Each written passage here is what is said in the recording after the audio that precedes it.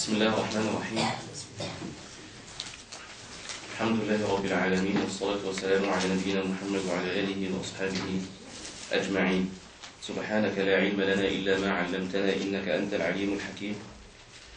اللهم علمنا ما ينفعنا وانفعنا بما علمتنا وزدنا علما يا رب العالمين. I hope most of you now have copies of the textbook. I think about 20 or 21 copies, and we have extras. All right. Okay, we are gonna use it. Okay, very well. Go ahead.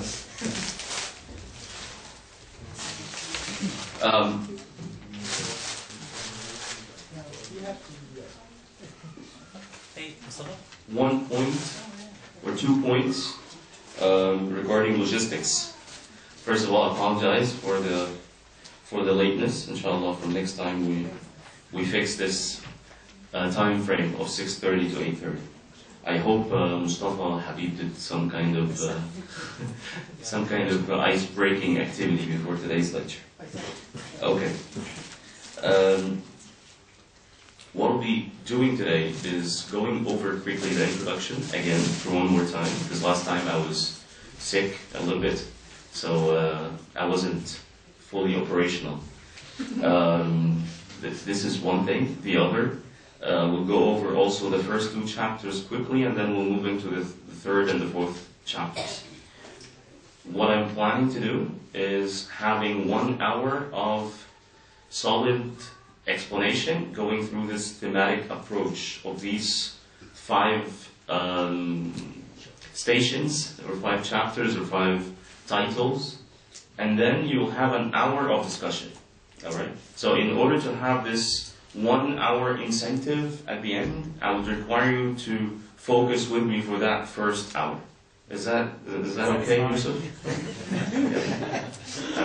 So Yusuf has put forth a very good argument into how we should run this the lectures, shifting back and forth between explanation and questions and answers sort of distorts the focused mode of the learners or the participants.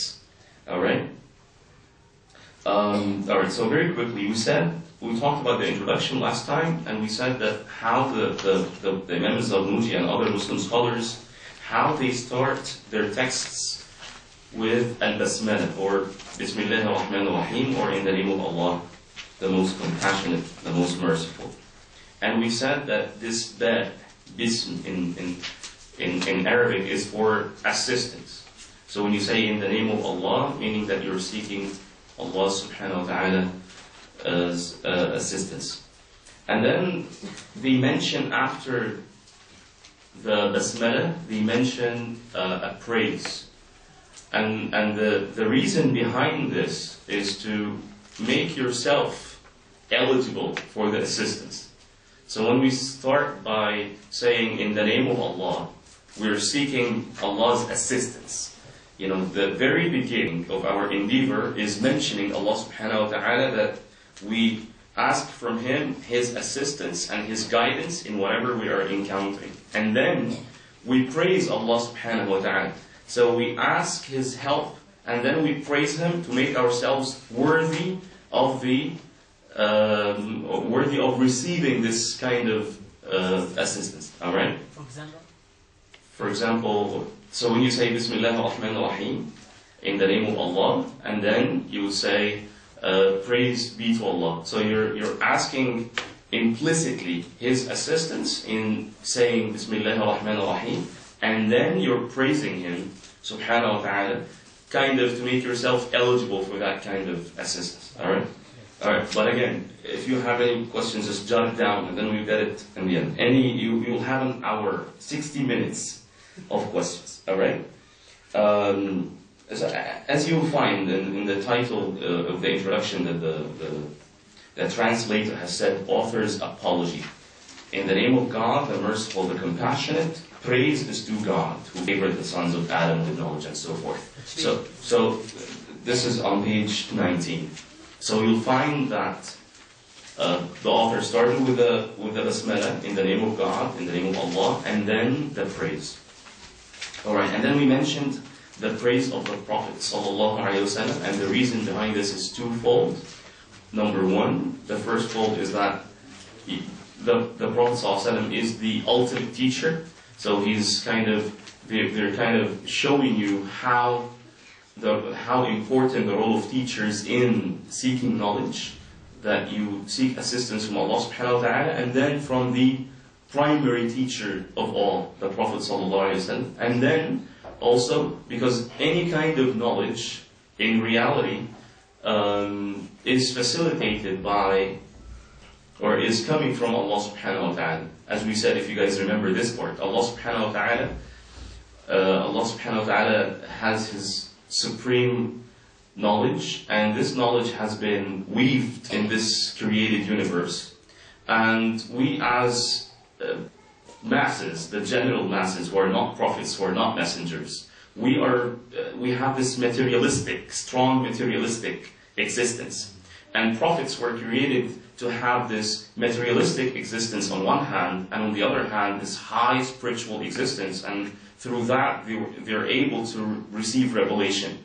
So they receive the revelation, and then because they have this kind of pure spirituality, and then on the other hand they have this materialistic existence like us as well, because they're humans, so they kind of transfer this information. Some scholars, this was the explanation, or this is the summary of what Imam Qutbuddin al-Razi has said, as I explained last time. And also there's Imam Ghiyafuddin al-Dashtaki, who said that the prophets are like mirrors. And he uses this kind of simile or metaphor, that the knowledge of Allah subhanahu wa ta'ala is like the sun. Alright? So the sun casts its light towards the mirror. We cannot look into the sun itself, but we can look at the mirror that kind of reflects the light that is coming from the sun. You understand? So the role of messengers are like mirrors that reflect the knowledge coming from Allah subhanahu wa ta'ala to our eyesight, which cannot by itself look into the sun. But the mirrors, this nothing would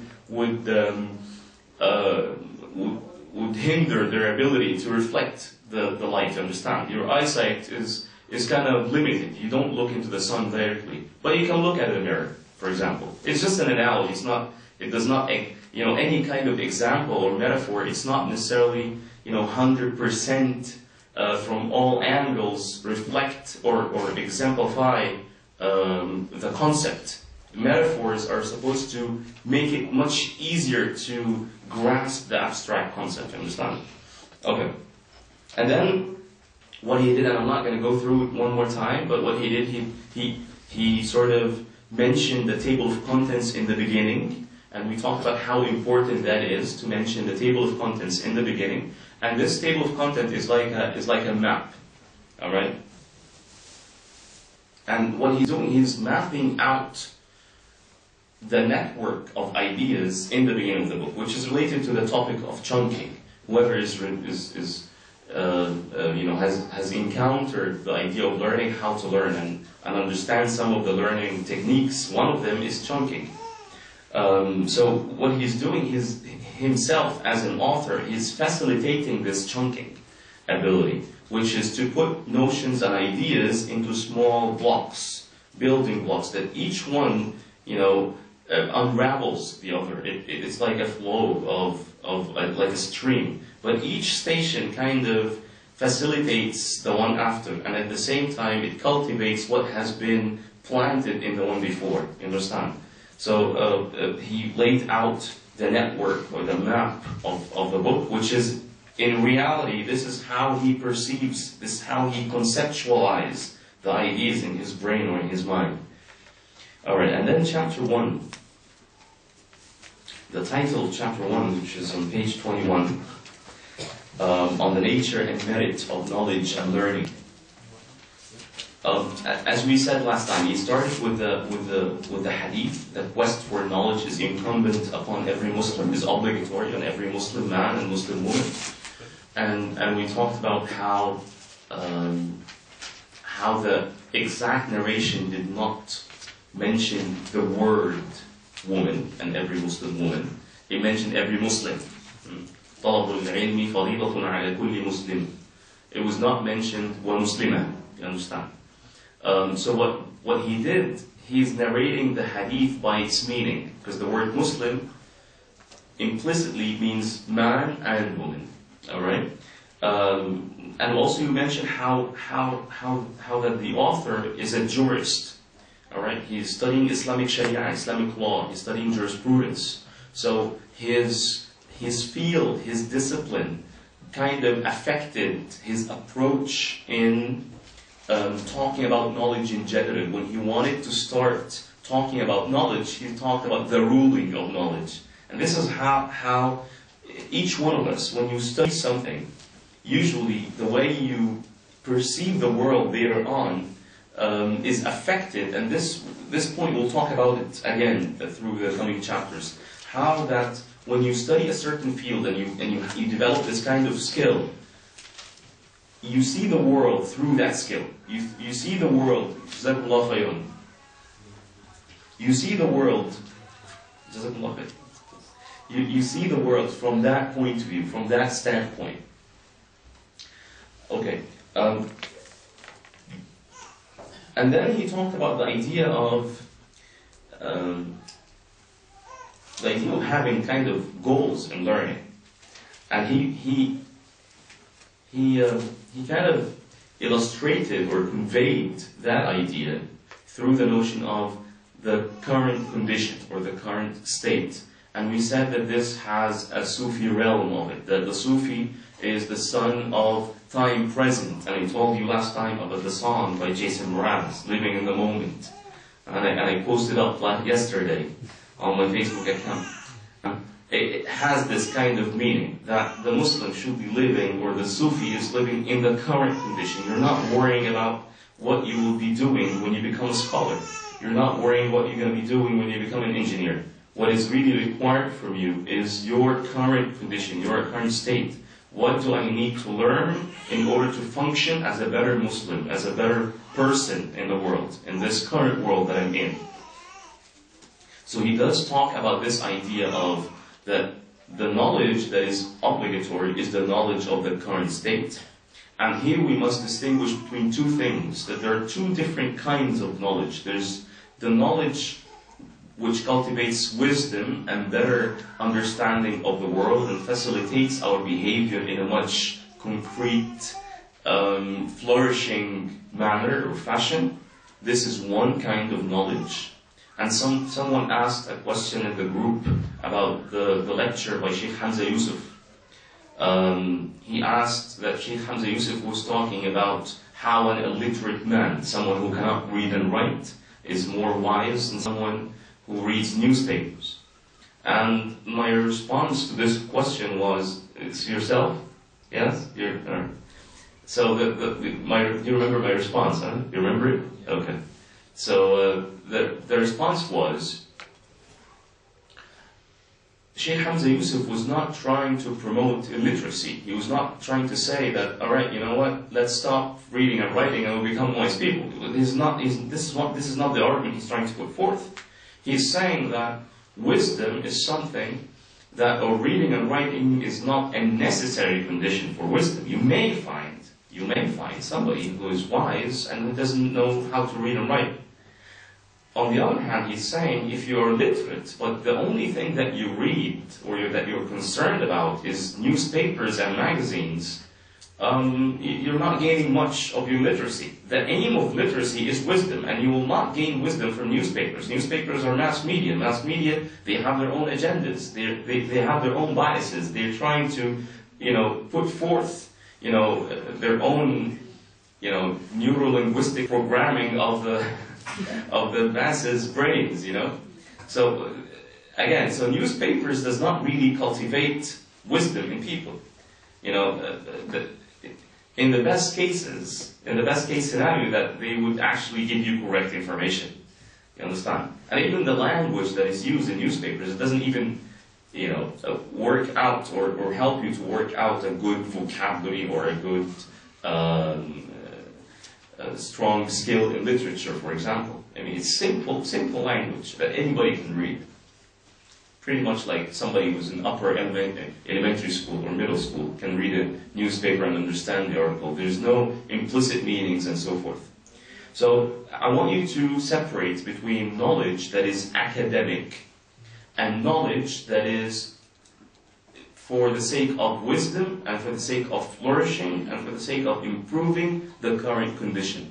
There are two types of knowledge. You understand? Academia is one thing, studying through textbooks and learning disciplines and being a specialist in a field is one thing, and the other is to have knowledge of the world, to have knowledge of your own, religion, how to pray correctly and how to see the word correctly and when to have a standpoint and when not to have a standpoint, what you know, and to distinguish between what you know and what you don't know, and that you know what you know and you don't know what you don't know. This is, as Copernicus says, this is true wisdom, kind of. Can you leave it until the end? Just write the question, leave it until the questions. Because if I allow you, I would have to allow everybody else. So it's not personal. Alright. So again, distinguish between these two kinds, and note how he's talking to the learners who come to academia. And yet he's talking about the wisdom in the beginning. So Sheikh Hamza Yusuf is kind of like Imam Zarnuji. Sheikh Hamza Yusuf was saying literacy, the aim of literacy is wisdom. Is not to have people know this ABCDarian reading and to distinguish between the alphabet and can vocalize words and sentences and paragraphs. This is not the aim of literacy. The aim of literacy is to generate knowledge. You understand? And you would not be able to generate knowledge when you enter academia unless you have this wider scope of knowledge. You're not entering academia to finish a textbook, but you're seeing how your knowledge in academic disciplines can help you become more wise, can help you flourish as an individual, and can help your society flourish as well. Don't treat academia in a sort of pragmatic sort of speak. You're just as a consequentialist. I'm entering academia to get a certificate, to get a better job. What they're promoting back then, that academia is just a step forward after the general knowledge that everybody, each and every single individual should have. Okay? So that he makes this kind of implicitly, of course, he doesn't state this, but I kind of infer this from reading this chapter. He's talking in the beginning about the knowledge of religion and knowledge of the current condition, and yet he's talking in general after that about academia. So I kind of inferred, I understood that he's saying that knowledge is much wider scope than, or knowledge of wisdom is a much wider scope than the knowledge of academia. Okay. And then he talks about the idea of goals in learning, and he does mention this through the idea of what leads to the determining of an obligation is in itself an obligation. And we talked last time, ما لا يتم الواجب إلا به فهو واجب. So he does talk about this notion, and he mentions this idea in the sense of fiqh. How in order to pray correctly, for example, you need to study fiqh, or you need to not necessarily study fiqh in the sense of academic fiqh, but you need to engage yourself in understanding how to pray correctly, how to perform wudu correctly, and so forth. So since prayer is a must, therefore learning about how to pray is a must, regardless of how you learn. Alright, put that aside.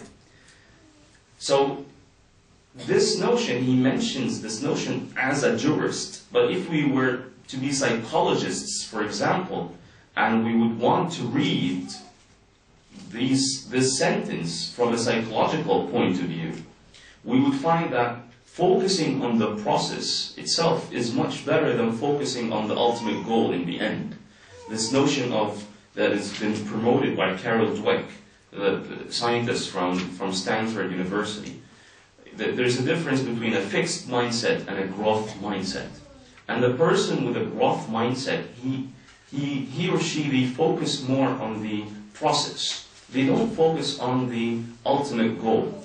They don't focus on the ambition.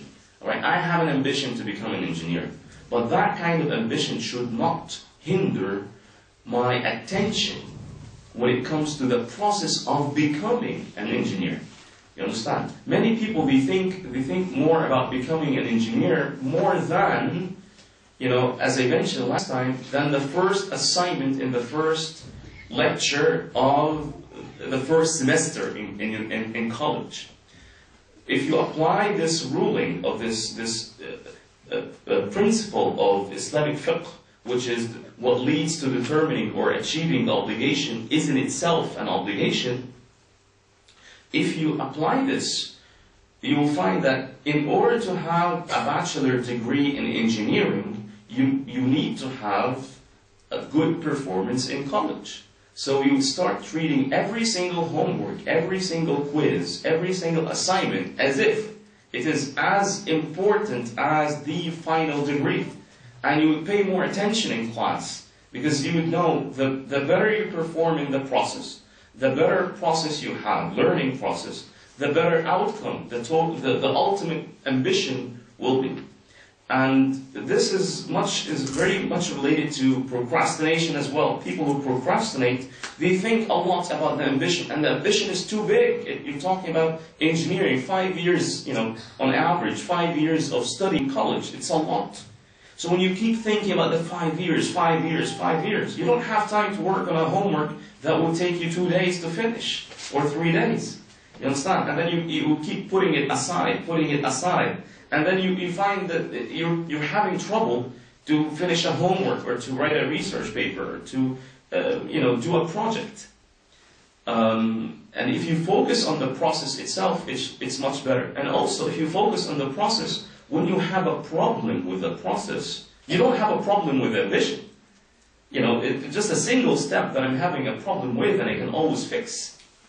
But if you always think of the ambition, once you have trouble, the ambition, the identity, people personalize their ambitions. They become part of their identities.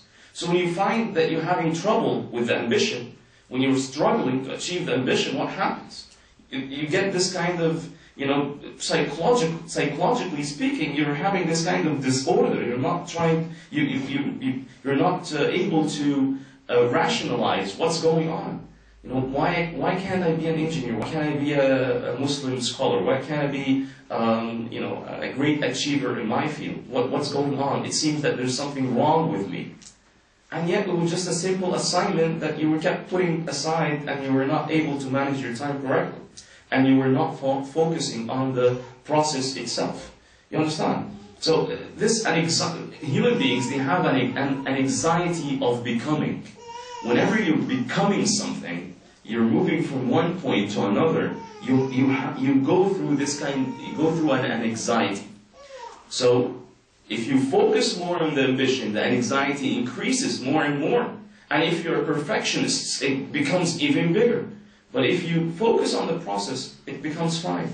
And if you focus on the process, another key point, when you focus on the process and not on the ambition, and I come and give you an advice, I am not critiquing your identity. I'm just telling you how to improve the process of manufacturing, of generating knowledge. I'm just trying to help out.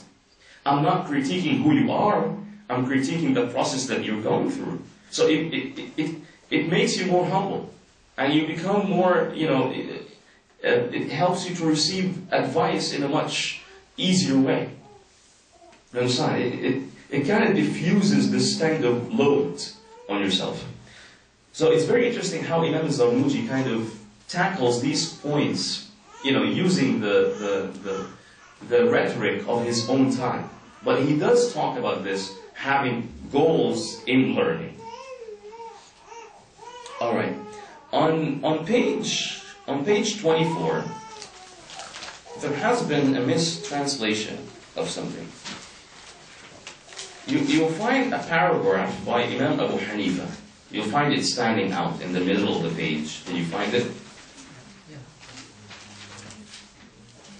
All right. The sentence in the paragraph before that, it says, "Al-fiqh is the science of the fine points of knowledge. In the Arabic copies, there's an added word that has not been translated here.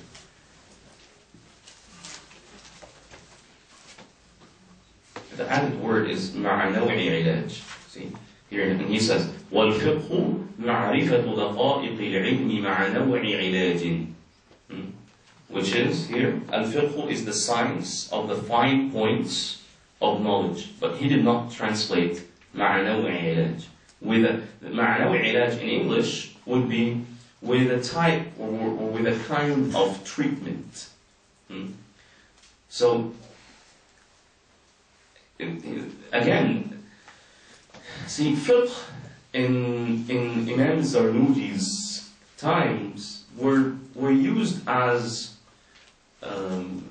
a title for a discipline of Islamic Sharia or Islamic jurisprudence on one hand, and on the other hand, the word fiqh in Arabic means strong understanding, deep understanding. So he's saying that al-fiqh is what is the science of the fine points of knowledge. And even though in Arabic it doesn't say al-fiqh huwa al-ilm. See, it says وَالْفِقْهُ مَعْرِفَةُ دَقَائِقِ الْعِلْمِ. It's that al-fiqh is not itself the science, it's knowing the fine points of knowledge is the fiqh. You understand? So fiqh in Arabic terminology or in Arabic language would mean knowing the fine points, the intricate parts of knowledge. And not only knowing it, but having a kind of treatment to this knowledge. So what he's touching upon is the difference between information and knowledge.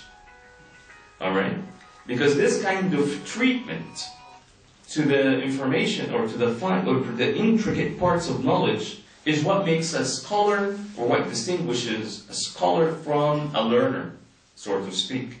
A learner is still trying to grasp and to get hold of these intricate points. When you begin to study anything, you don't immediately indulge yourself into the problematics of this field. You don't get into the perplexities and the different debates and the points that are still need more further research, and it has this kind of wide discussion. You begin with the basics and the foundations. The people who are indulging into these intricate problems of their discipline are the scholars, are the top-notch, authorities of their field. These are the people who get into these, fine-tuning of the discipline. So the ability to note the intricate parts of knowledge is not fiqh, but the fine-tuning of these intricate parts of knowledge is the fiqh, is the scholarship. So fiqh here would mean scholarship. So if you want to define who's a scholar who's a person who would know all of the nitty-gritty, intricate, meticulous, problematic perplexities of a field and know how to fine-tune it and to deal with it with ease. If you take a beginner and every single, like how Salafis do in their studies, they take beginners and they start telling them all the kind of differences in every single standpoint, in every single, idea. They start telling them, scholars have different opinions about this. There are different ideas in this regard, and so forth. So, and in Sahih Bukhari, and Abdullah ibn Abbas radiallahu anhuma has said, الرباني هو الذي يعلم الناس صغار العلم قبل كباره. الرباني, the person who takes the path that Allah subhanahu wa ta'ala has put forth for scholars. He is the one who teaches people the beginning of the knowledge, the introductions, the introductory knowledge, before the perplexities and the difficulties of knowledge. Alright? So this is absolutely important in dealing with learning in general. Alright. There is another issue that he sheds light on the last point in chapter 1. He talks about an analogy. He uses an analogy in talking about learning, and these analogies were two. One was food. That learning is like receiving food or eating. Or he uses the analogy of medicine. These are the two famous analogies, the two famous metaphors that are being used in the Islamic textbooks when they come to talk about teaching and learning. So we find, for example, when they want to emphasize the necessity of learning, we talk about how eating, for example, is important for the body, the human body. So therefore, knowledge is important for the human soul or the human mind. So they would use this analogy. The necessity of dealing with a case in medicine and treating a certain case in medicine, the necessity to use medicine to treat health problems, health issues, or illnesses, it is the same or is similar to the necessity of learning in this world. You see, again, metaphors are not supposed to be identical of the concepts that they're trying to facilitate. This is not the role of metaphors. Metaphors are supposed to make it easier for you to conceptualize an abstract idea. Alright? So they use this kind of analogy. This is something that, perhaps would be, if somebody here is studying, the Islamic or something, Islamic studies, it would be very interesting for them to do a kind of research paper into the analogies in Islamic textbooks when they talk about learning and teaching, for example. What kind of analogies? And to do this kind of bibliographic, study. Go through the textbooks of of Muslim scholars and spotlight or kind of gather all the quotes that make this kind of simile or analogy between Islamic Sharia, between teaching and learning in Islam and things like medicine and food and child rearing and so forth. Okay. Note something here, that in medicine they use this analogy in different types. For example, medicine helps, for example, in medicine you would find that a doctor must, before giving or before prescribing a certain medicine, what they're supposed to do is to have the patient examined in a certain way in order to prescribe a certain dosage. Alright? Not any kind of dosage. Even if you would find that this kind of medicine, generally speaking, is prescribed in a certain way, but sometimes it differs from one person to person according to their weight, or according to their, past history or past medical problems, or if they take another medication that might contradict with this new one, right? So basically, again, in learning, it's the same way, and you'll find this notion apparent that the teacher is the one who understands the knowledge and at the same time understands the natures of learners, their personalities. And this is why child psychology and educational psychology is being taught for teachers of today's world. Because the teacher is supposed to know, but of course with standardized curricula it's not helping, but the teacher is supposed to know the right dosage of learning and for that person at that specific period of time. You understand? So and this is the importance of this analogy. They take it sometimes to exemplify or to emphasize necessity, sometimes to emphasize the portion to be learned, sometimes they use it to distinguish the role of a learner, a patient, and a doctor, a scholar, and so forth. I mean, they use it all different ways. So basically, this is chapter 1. He's setting the mode for learning and for skill acquisition. There's one last notion here. He talks about how learning is how that humans are like animals, generally speaking. And learning is the exception. So basically what Imam al-Zarnuji 800 years ago has been saying, that learning is what makes us human. Is what makes human beings human. Learning, this ability of learning. So the more we learn about learning, the better we understand our humanity. This is a lovely, excellent point from his side.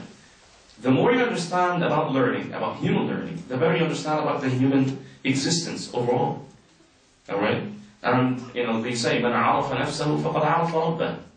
Right? If you know yourself, you know your Lord. You understand? So how would I know yourself? Study learning. I'm trying to put more value on the importance of attending the course. Alright, so he says how learning is the exception. And the human mind, see, and this is the last point, final statement in chapter 1. Human mind has this amazing ability to do two things: analysis and synthesis. Analysis allows humans to make one many. See, I make this into a glass, cup, water, and it has, what else? Anise, right? And so I make this one entity into many. I analyze it. I analyze its parts. So analysis allows humans to take one whole and divide it into many. And synthesis to take many and put it into one. Alright? To make things from these different parts. This is one of the key differences between a human mind and the mind of an animal, or an animal's brain, or an animal's intellect. Alright? We have this ability to make one, turn it into many, and to turn many into one. We do it physically, and we do it conceptually. You understand? You can take different ideas and turn them into one big idea. And you can take one big idea and talk about all the different parts of it. So you do analysis and you do synthesis. Alright? And I don't think your cat would do this, for example.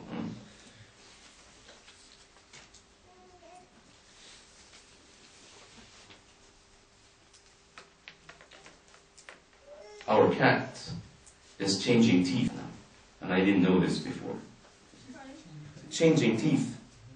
It lost its front tooth, and we thought that, something is wrong. Anyways, moving on to chapter 2. This is the transitional part between chapter 1 and chapter 2. Talking about cat teething. You like that, Omar? Alright, chapter 2, he talks about the purpose of study.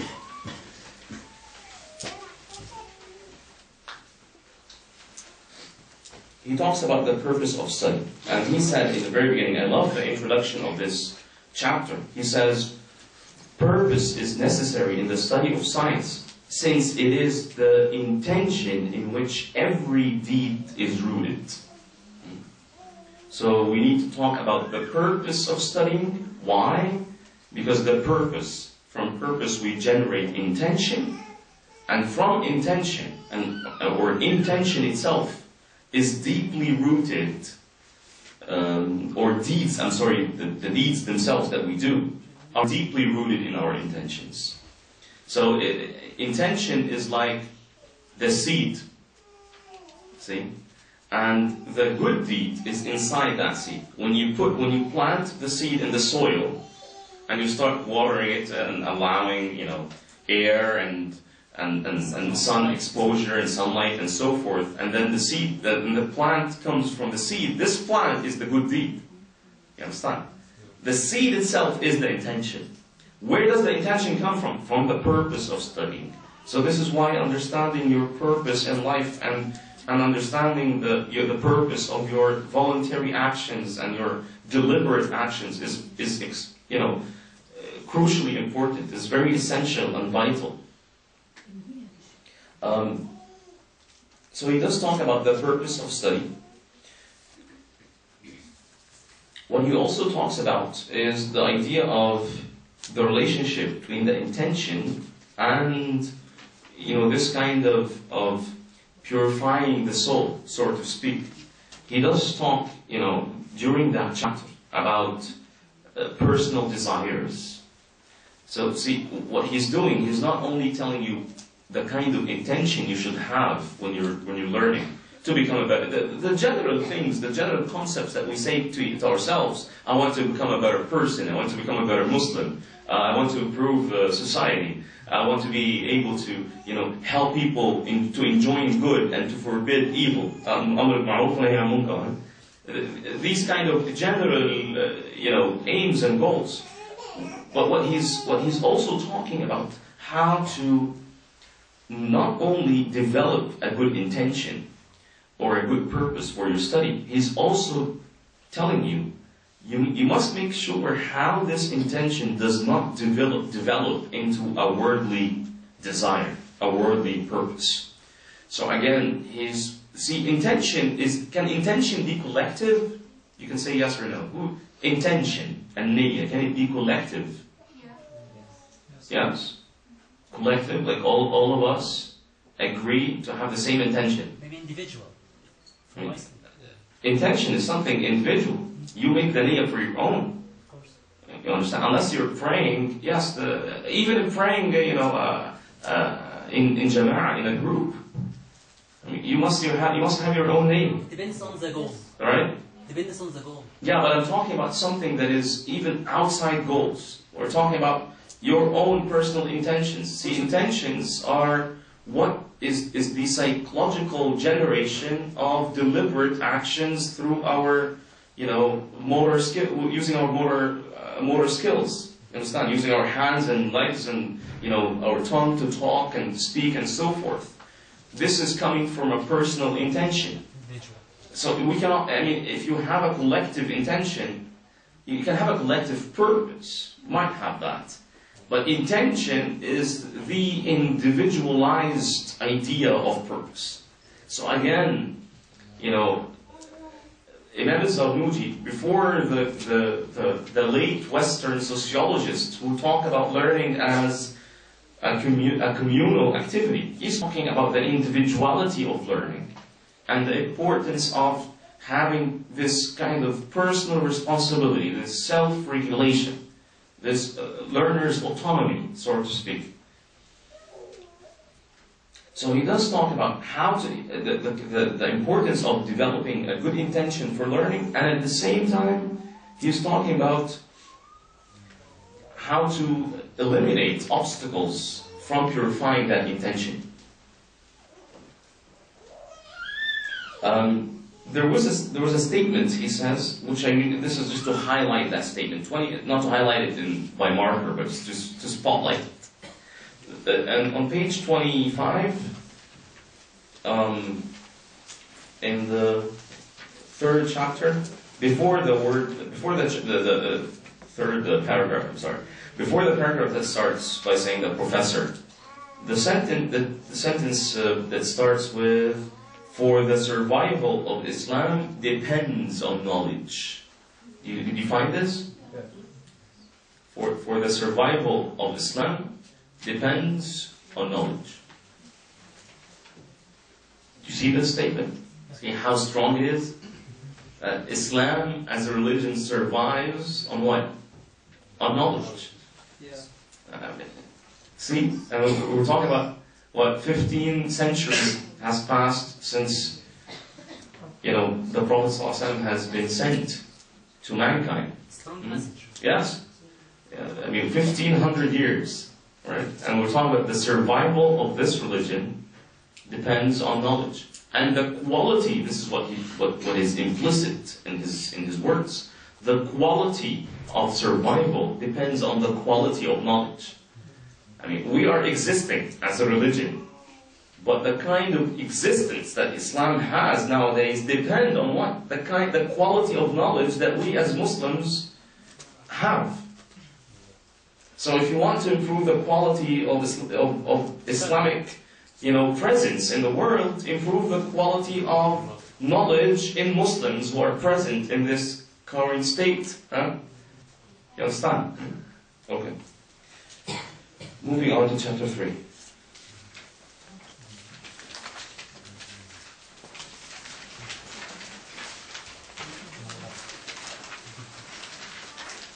Alright, he talks about chapter 3, the title, on choosing the subject matter of learning, one's teacher, one's fellow students, and one's permanent connection. See, here again, we find this coming every single chapter with us. The personal responsibility of the learner. You know, I don't want you to get tired from hearing this. Again and again and again, he's emphasizing how it is highly important to have this own personal responsibility of your own learning journey, or your own journey in learning. So he says on choosing the subject matter of learning, and what he's talking about the role of the student in doing that. What he's doing through this chapter really is developing a sense of self-conscience, not conscious, not al-wa'i, conscience of dhamir. So he's talking about developing this self-conscience. And he says that to choose a subject to study, or to choose a teacher, or to choose a learning mate, or a learning companion, so to speak, he says that this requires two things. Again, this is implicit. You can understand this while reading. He talks about two notions: seeking advice and time. Seeking advice, and he talks about this in several paragraphs, that how advice in general is important. And I want you to note while reading how, when he's trying to promote a skill in the learner, what he's doing is talking about the use of this skill in general. So he talks to you about the importance of advice in general. And then he talks to you, and while he's doing that, do that in learning. So in case, even if you don't seek academic learning afterwards, what did you grasp? You grasp a skill, a life skill, how to seek advice. Seeking advice is important. And again, we cannot separate, if learning is the trait or the attribute that makes us human beings, therefore we cannot separate it from our personal, behavior in general. You understand? So you'll find how learning is very much connected to everything that you do in your life. And I always tell, fellow students and even friends, if you become a better, in order to become a better learner, you have to become a better human. And you can use learning as a key to become a better human. You understand? So I want you to note how this Muslim scholar 800 years ago, when he was trying to cultivate learning skills, he was also equipping learners with life skills. This is what today you find international schools in Egypt are calling character education. They get it from Imam Zarnuji. They're not really inventors or anything. He was doing that back then. And he was doing that in synthesis. It was not separated. While they're learning, they're getting the life skills. They don't have a lecture called Life Skills Lecture. The lecture of character education. They don't have that, in that kind of sense. Character is being developed through learning, for example. All right? And time, the proposed time period that he has put forth according to their society and technological abilities and so forth, was 2 months. He was telling the student, stay for 2 months without making a commitment to a teacher, to a learning companion, to a subject or a textbook. Take 2 months to kind of, explore, discover, roam around, to get a feel how things are like. Maybe you find yourself, academia is not the right thing for me, for example. So he was talking to people approaching academia, like freshmen in college or something. So what he's saying, have this 2 months to explore. Now they do it in 1 day orientation, and they don't tell you everything. Right? So having this 2 months of exploration is like having college operating for 2 months without having any commitment and allowing people to explore how things are and how learners learn, how teachers teach, and what's the feel of this curriculum in this university, and what kind of majors are they, are they advanced in, and what other majors they're actually kind of slacking off behind other colleges in, and so forth. See? So they kind of, because they're laying all the responsibility on the back or on the burden of the learner, at the same time, they're allowing him to take his or her own time in developing a conscience and a conscious understanding of how academia is. Before doing that learning contract that I mentioned probably on the first lecture, when you learn how this kind of learning is like a learning contract, there's some sort of commitment between yourself, the textbook, or the manual, whatever you're reading, or you're receiving the knowledge from, the teacher, your classmates. There's a contract between you guys in here. You understand? I know that this kind of culture is not yet fully, applied in here. We're trying, perhaps this course and others, not necessarily our course, but maybe other courses as well, can start, filling this part. That classmates, they have some kind of commitment to each other. You're not coming here as individuals, seeing faces. I mean, this is not Facebook, guys. Don't treat each other here like they're profiles. Oh, this profile looks interesting. Hello, hi, profile. That kind of profile doesn't look interesting. I'm not going to click on that. And start asking each other, I sent you a friend request. Why didn't you accept? I still don't know you much, man.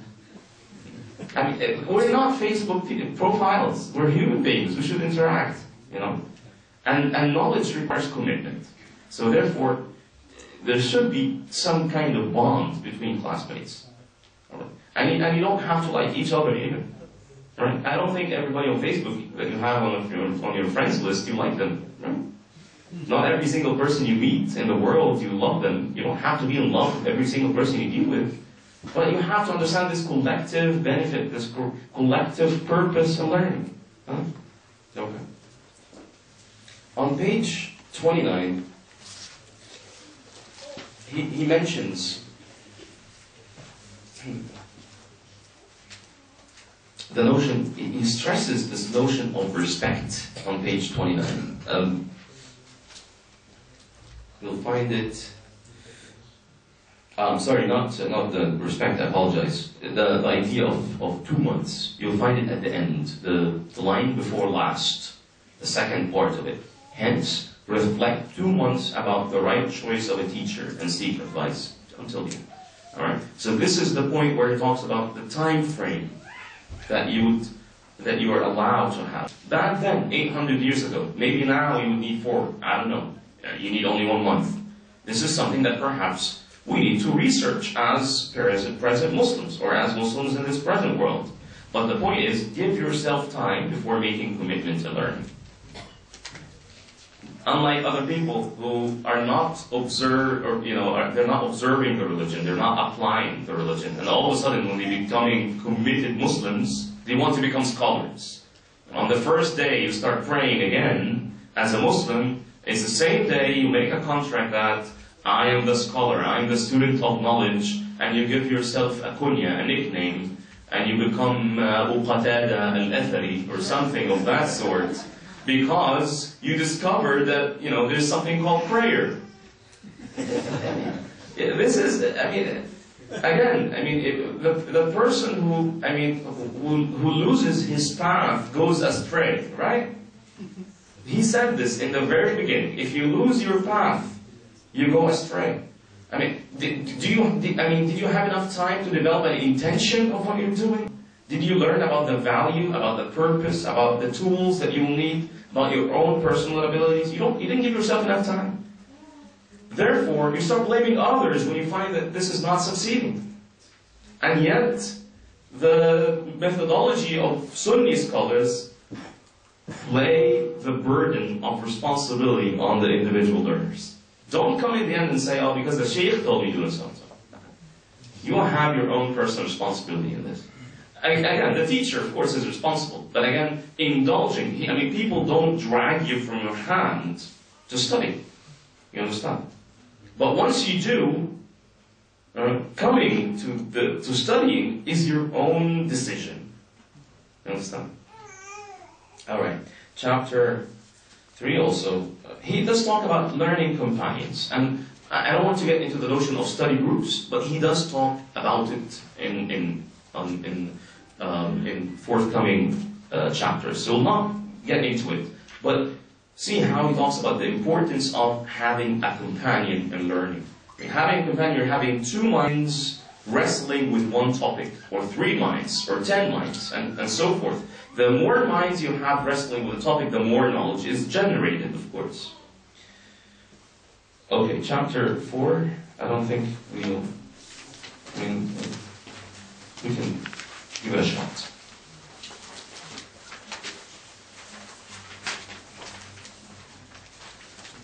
See, in chapter 4 it says, on respecting knowledge and those who possess it. See, I like how he mentions something that respecting the teacher, for example, is preferable over obedience. What's the meaning of obedience? Obedience, like to just follow, orders, for example. Being obedient, that you follow orders, you listen. You understand? You listen to orders. See how you're talking about respect is better than obedience. When you think about it, that Muslims 800 years ago, this is how they conceptualized and contextualized the idea of order.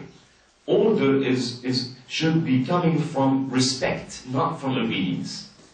Because obedience requires authority. And authority means, a system of punishment and a system of incentives, of rewards. So they're preferring that order, that students love their teachers and respect their teachers based upon this, planted self-conscience. What he has been doing for the past 3 chapters is planting the self-conscience. So when you come to here, you understand, yes, I would rather be respectful to the teacher and to the book and to my classmates and to the field I'm studying, rather than being obedient to some kind of system that I cannot make sense of. Which is much better? Which is more human in that? And which is more, again, responsible, learning autonomy. That learners have their own individual responsibility, commitment to learning. You would find something, and this was not made on purpose. I mean, my son is with me here today, and in chapter 4 they talk about respecting the teacher's child. He doesn't understand what I'm saying. He's playing games now. Right? Yeah.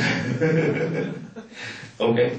But it's quite interesting how they mention the story of how a teacher, was giving a lecture, and when he saw one of the children of his former teachers, he went out to greet him, and he left his students to greet the child of his teacher. You understand? This is. Again, that was not on purpose. That was not intended. I swear. I know. Wallahi, you guys will not believe me. But anyways, the point is, learning was something communal. You understand? Learning again is communal. It was done.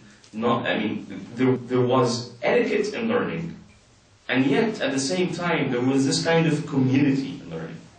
Because when you put that in context.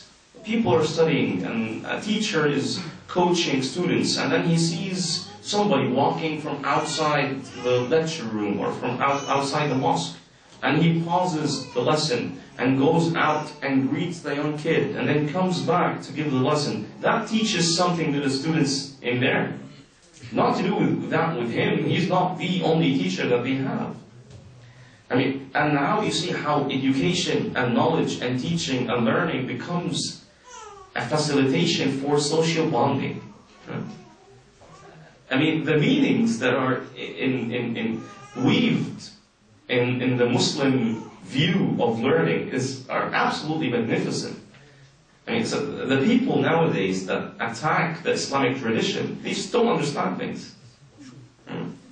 We have this guy here in Egypt, Islam al-Bahiri, for example, and others. When they talk, for example, in books like the book Al-Iqna' in the Shafi'i madhab, for example, and you find in that book an example of if a Muslim is being put in case of necessity, he can eat a non-Muslim, or he can eat a non-Muslim who's at war with Muslims. And you find people talk, see, this is the books that develop terrorism. Right? This is how they see it. Well, I advise them to go study with Michael Sandel, Harvard University. The first case study in his famous course, Justice, is the Queen versus Dudley and Stevens. It talks about how crewmen on a ship ate an orphan because he was dying and they were in the middle of the ocean, stranded with no help, and they had no food. And this case was brought to court. And the judges were supposed to judge. Are the crew members, when they ate this teenage orphan, the crew member with them, when they ate him, are they guilty or not? He did not listen to them and drank from the sea and became ill.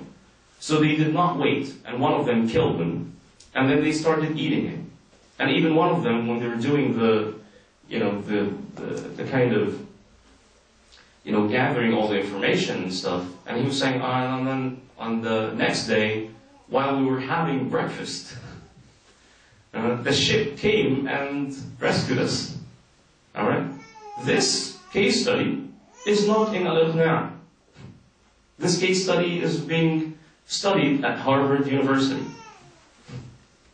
Al-Khatib al-Shirbini was using such cases before Michael Sandel did. Dear Islam Bahiri. It's just, how do we use our Turath? How do we use our tradition? Do we use it as something to learn from? He was using that case study to facilitate the notion of morality. If you were in the case of the judges, what would you do? Do you consider them guilty or not? The notion of necessity, does it justify a wrongdoing? The case that Khatib al-Shirbini, just to end that part, the case that Khatib al-Shirbini was talking about, he was literally talking about something like an Egyptian Muslim lost in the desert during war with Israel and found an Israeli soldier, and both of them have no food. Do I need to check with the government to kill that Israeli soldier and eat him or not? If you read that from an Iqna', it becomes totally different. Islam then is not promoting cannibalism, right? You understand? See, this is the case that was presented in the Shirbini's. But back then there was no Egypt and Israel, so I mean, he did not give that example. But this is what he's talking about. Two men at war, but one of them is not a soldier, so he doesn't have an authority to kill. So the question is, if he is in the case of necessity and did that on his own, when he is back, should we, put him in court and jail him? Or was that case of necessity would justify such unacceptable act? This is the notion that was presented in Al-Iqna' by Shirbini. We have the ability to read our Turath in a way that is literal. We have a way to read the Turath in a way to, get points to mention how the Turath the Islamic tradition is bad. And we have the ability to renovate a Turath, to put things in context and see how we can study these things in a modern day study, like we're doing with this Az-Zarnuji text, for example. You understand? And what we're trying to do with this course, giving it as an example to teachers who are better than me, This is an approach that you can do with these books. We're trying to put things in modern day context. You understand? Alright. Went too much on this. Quickly, he mentions how books are not supposed to be put on the ground, for example. Anybody putting books on the ground? Oh, see, you're putting books on the ground. You've been doing that. I remember my sheikh from India. One time, I went from the Cairo Book Festival, and after I finished buying books, I went to his apartment to read with him in a book. And then, so I had a bag of textbooks. So while I was leaving, I was holding the bag of textbooks, and then I started to wear my shoes. So I put the bag of textbooks on the ground to just wear my shoes. And then the books were in bags, plastic bags. I mean, they were not directly put. So, I mean, he kind of ran quickly. What are you doing? You're putting books on the ground? And this was one incident. Another incident that I would stand up to, go to the toilet or do something, and I would leave the book on the chair. And he says, why do you put the book there? This is where you sit down. Books are not supposed to be put on chairs. You put the book on the table. And I remember, and he says, and I see Egyptians do that, and he used to attend lectures here.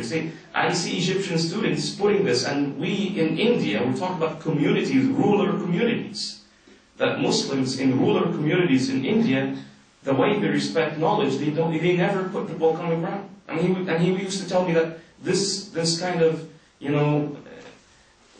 takes away the barakah from Egyptians. Don't put the books on the ground. Okay. And again, he says, don't stretch your foot towards the book. See, this guy, what they're doing, they're not trying to make your life hard or difficult. They're trying to tell you to value what you're doing. It has that much value that I care so much where it's being put, and how I put my feet towards a book or not. And one can make the argument that this is not only with the books of religion. One can make the argument that this is with any kind of book of knowledge. Books that talk about knowledge. Because knowledge is what makes us humans, is what makes humans humans, right? So respecting books is kind of respecting humans. And Allah subhanahu wa ta'ala has respected humans.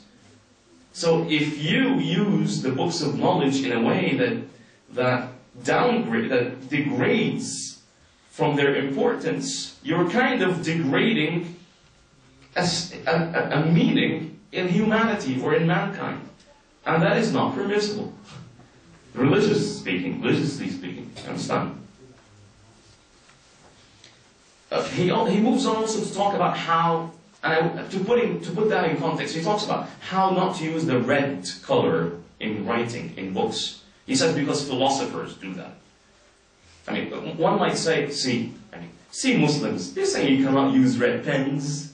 They're backward thinking. Well, this is not backward thinking back then. Yes, now it would be backward thinking. Back then it wasn't. What he was trying to do, he wanted to have the Muslims who study fiqh and hadith and so forth have their own identity in their books. So, I mean, saving the meaning of identity is not backwardness. Alright? Because back then, those who would do that were people who would study different sciences, or sciences that were not, promoted to the masses. I mean, philosophy is a different issue. We'll talk about it later. But the point is, he is not saying that using red pens is not allowed. He's just saying that have your own identity. This is what he's trying to say. And you find people nowadays, they open the Arabic copy of this book and say, see, this backward guy was Zarnuji, and he wouldn't even say his name, and yet he would try to critique the book by saying red pen is bad. That's backward thinking, get us centuries back, and they find them screaming on talk shows. This is not backward thinking. This is the kind of identity that you're not able to do it for yourself now. Because of this globalized world that we're in. But he was preserving the identity even when it comes to the methodology of note-taking and the methodology of book layout, for example.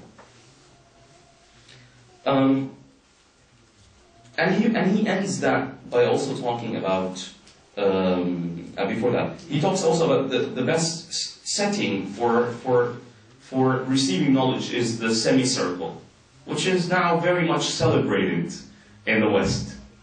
This was something, again, 800 years ago, was the recommendation of Muslim scholars. Sit in semicircles, not in rows like factories or army camps, okay? But semicircles.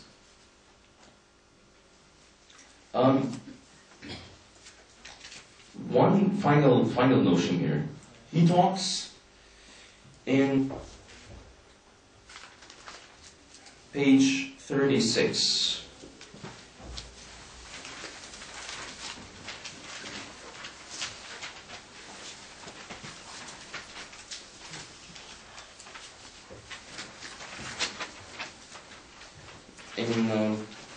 That there's this paragraph that starts with, and it is essential in seeking knowledge. You see it? And it is essential. Alright, count with me. 1, 2, 3, 4, 5, 6. In seeking knowledge. In seeking knowledge, it is necessary not to choose oneself the kind of learning to pursue, but to entrust the matter to the teacher. For indeed, experience comes to the teacher in these matters, so that he has more knowledge of what is needed for each person and what is suitable to the nature of each student. Now, did you see this on page 36? Come back to page 28. Chapter 3. The very first sentence.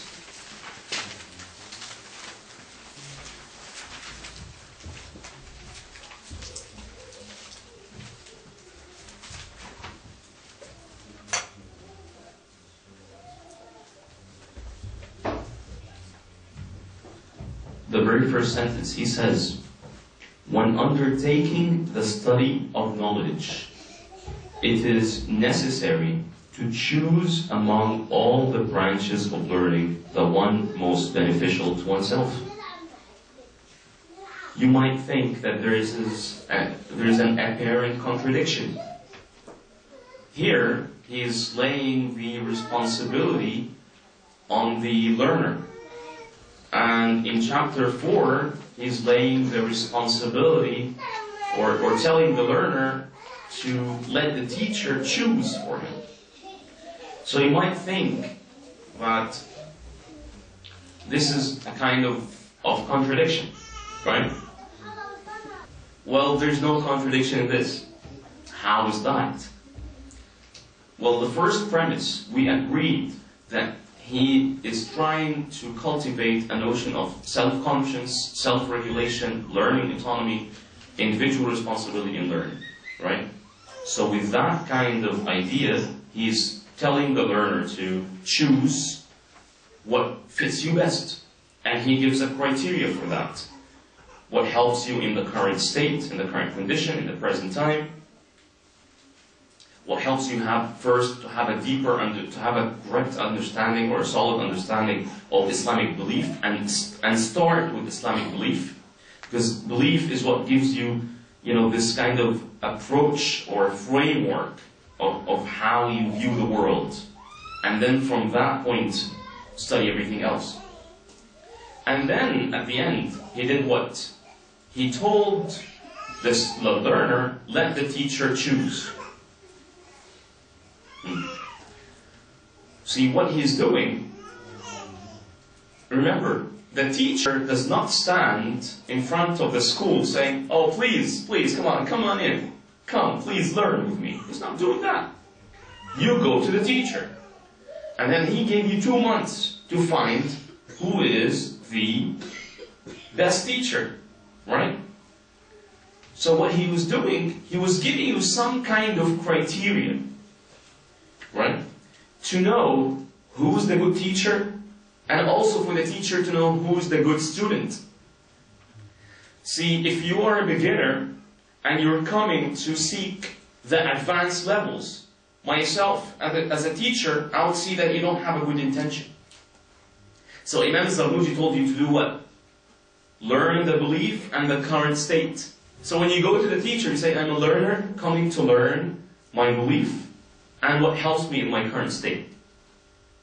And at the same time, he's telling you, after you do that, let him handle from here. But he's giving you a hint. If you found the teacher taking you, as Imam Ghazali has said, to the learner, if you found the teacher teaching you the advanced levels before the introductories, leave him. You are in the period of that 2 months exploration. See? So there's no contradiction. On one hand, he's empowering the student, but at the same time, he's trying not to handicap the teacher to do certain exceptions. See? So on one hand, he's equipping you with a criteria that can help you choose the teacher during these 2 months. And at the same time, he's cultivating in you the prerequisites for teachers to accept you. You understand? Did you get it? Yes? Understood? Alright. A little bit again. When he tells you that what is required, you choose your own learning. So he's planting or he's cultivating or raising this notion of self-responsibility, personal responsibility. And then he tells you the criteria. What suits you should be in the realm of belief and learning the current condition. What helps you in the current condition, in the present time. And then he gave you a criteria to choose from the best teacher and the companions and the learning environment that suits you best. The previous criteria of what to study helps you have a good intention. You're not jumping. You understand? You're going through the level that suits you. So that preserves your intention until you reach the teacher on one hand, and another, when you reach the teacher sees that you have a good intention. He's not coming here to act as a scholar all of a sudden. He's actually coming to learn his current condition, what helps you in his current condition, and the foundations. So come along. But you know what? You need, for example, Arabic beforehand. As an example. So on one hand, he's empowering you as a learner and giving you a criteria but not handicapping the teacher. So there's no contradiction. Put each one in context. Alright? Alright, we're done with chapter 4. So any questions? Raise your hand. I'll take 2 questions from the ladies in the beginning and then 2 questions from the guys, and then we'll keep going back and forth. Any questions from today's lecture, previous lectures? I don't know if you can have that 1 hour of questioning, but at least we had a good jump in the text itself. I know today was much more, comprehensive than the time before. So I'm kind of making up what happened last time when I was, kind of sick and down a little bit. So who has any questions? See, now they're saying, no, we don't have any questions because we didn't ask in the middle, so we don't have any. All right. So be it. Yes, sir. I'll come to you, Mustafa. The last thing, the idea of 2 months to have the freedom to choose my teacher or not. Yeah. If I don't have this freedom, it's a mandatory about me to study. How can I deal with that? And the second question about how we measure this period of 2 months about the knowledge itself, or how can I deal with the teacher? How can we measure that? And I think it's too long. Do you agree or? Okay. All right, let me begin with the first question. You said you don't have that privilege of the 2 months phase to take a decision and so forth. It's mandatory. Or it's something that you're limited, your choices are limited. Well, again, because this is the, parts of the industrialized world that we're in. One part is to distinguish, or one way is to distinguish between learning for wisdom and knowledge and academic learning. Differentiate between learning and studying. I mean, this is something I cannot really solve. I mean, this is a problem in society, that we have to develop means and tools to cope with it in a transitional period. Perhaps knowledge and learning and education for future generations, for the generation of your children or your grandchildren, will be much better. And I'm glad that these kind of questions are being raised now on the surface to address them. But we don't. I personally don't have an answer for this. But let's say that this is applicable to any kind of learning that you do outside of the institutionalized, academic degree that you're seeking. Given the Egyptian, factors and, case. The second question that I don't agree or disagree. I personally I don't think I have, as Ahmed, I don't think I have the tools to give a certain measure for now how this would take. And this is something for us to ponder on. Is 2 months too long or too little? And perhaps it might vary from one person to another. See, again, you're thinking of the mindset of standardized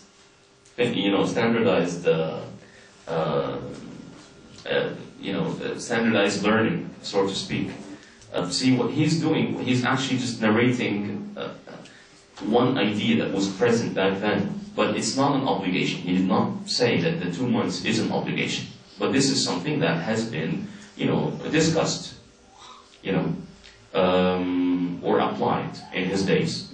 It is something, maybe you would think about it next time, and think about the factors. And this is something that I told you guys, try to contextualize his ideas.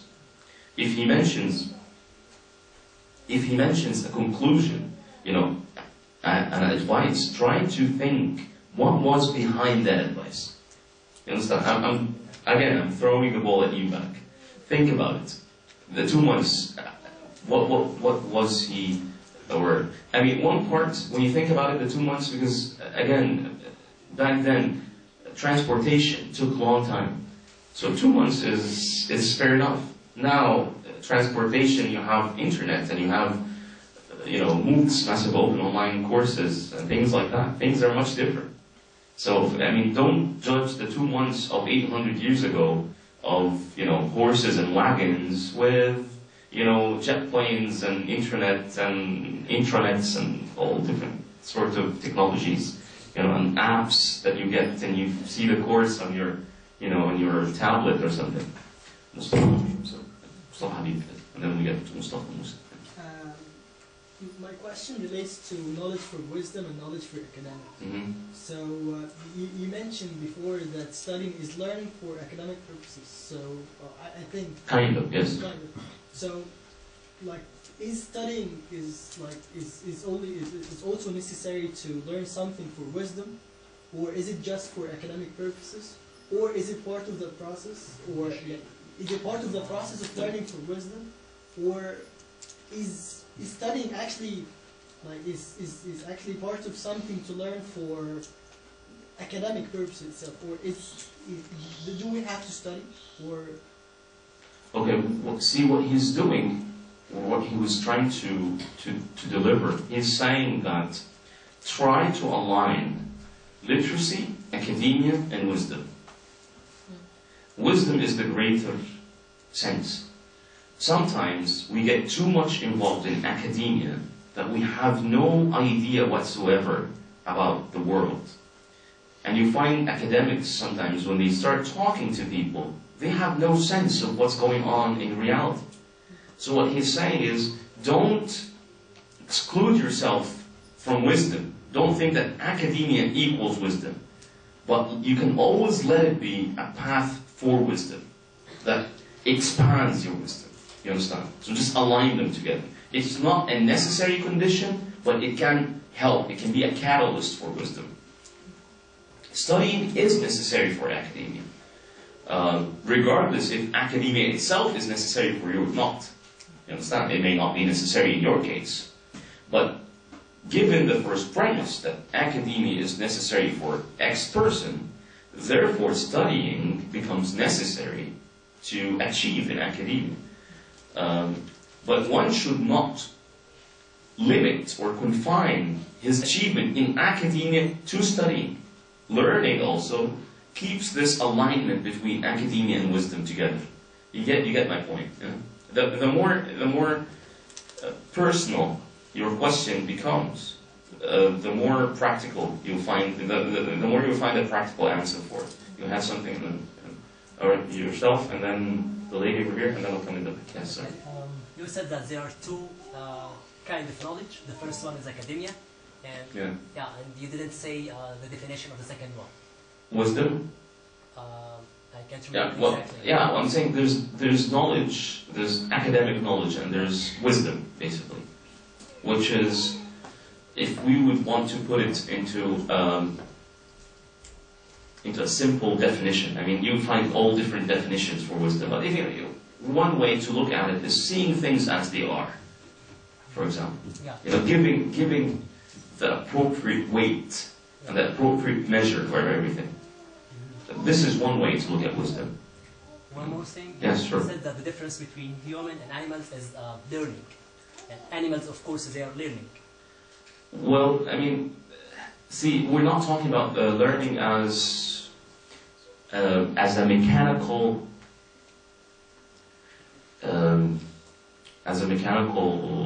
how would you say? Yeah, as a mechanical process. But we don't see it as a mechanical process of just copycatting your parents. I mean, the animals, they learn habitually in a sense of habits also. I mean, they see the cult that they're in, and also they see their parents or so forth, and they start. You mean the culture? No, the group that they're in, a group of animals, usually. The difference between animals and human, the culture? Not the culture. I'm coming to that point, one second.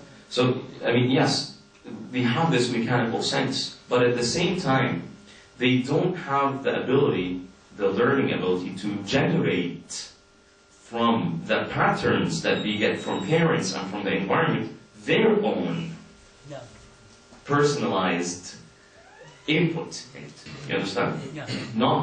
Yes, you might find differences between a cat in a way eats and another cat in a way. I do understand that, but I'm saying in the sense of generative learning, as we find it in humans, as in synthesis and analysis, and in developing language, for example, this is the sense that he's talking about. Yeah, I mean, not learning. We're talking about the human. What's going on? The human. I mean, being attacked by a mosquito. I mean, because I'm attacked. I mean, see it as I attack other species. So, I mean, it's coming for revenge. But the point is, we're not talking.